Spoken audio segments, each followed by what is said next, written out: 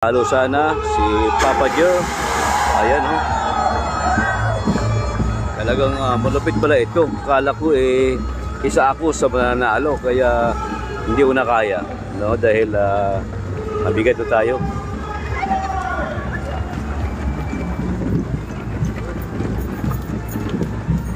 Nag-abot po tayo ng high school kaya yun, malakas pa rin ang takbo natin kasi tuwing umaga po ang style namin, tumatakbo po kami para exercise.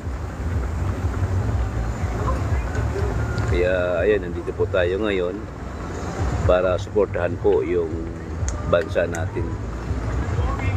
Sabi nga, saan man kayo ng sulok ng mundo, no, at mahal nyo yung Pilipinas, nandito po sila ngayon para ipakita sa inyo na kaya nilang suportahan sa magitan lamang ng mabuting paraan.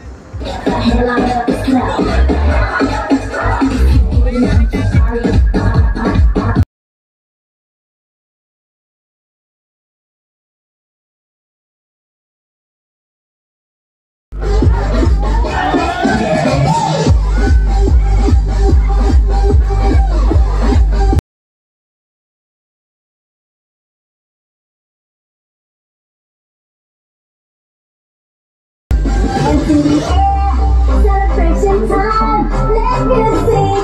You have to take your mind.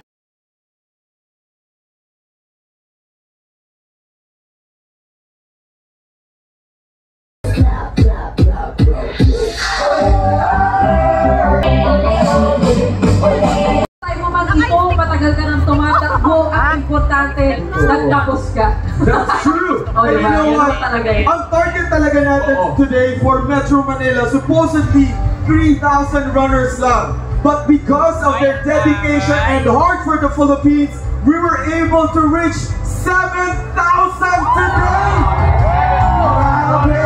A round of applause for yourselves, and of course, as we mentioned a while ago, here to raise awareness for our sovereign rights in the West Philippine Sea. Kaya when I say sa West Philippine Sea, you say, ang yaman nito ay para sa Pilipino. Sa West Philippine Sea, Ang yaman nito ay para sa Pilipino! sa West Philippine Sea, Ang yaman nito ay para sa Pilipino. Wow! Grabe! energy. Ang sarap pakinggan! Alam mo kung bakit may fun run tayo? Alam mo kung bakit takbo ang ginagawa natin? Bakit? Kasi dapat laging tumatakbo sa ating isipan. At sa ating puso! Ano ang pinaglalaban natin para sa West Philippine Sea? Unang-una yung sovereignty at sovereign rights. Kung hindi nyo pa naiintindihan yan, meron po tayo mga libro na naibigay po sa inyo ang kwento ni Teacher June. Doon po ipinapaliwanag kung ano yung mga issue sa likod ng West Philippine Sea at dapat po ang bawat Pilipino ay alam ang lahat ng yan. Wow! We'd like to thank all the organizers, Rio, all of the runners, and those who continue to give their all to defend our freedom and rights over the West Philippines. Kasama natin ngayon ang Coast Guard.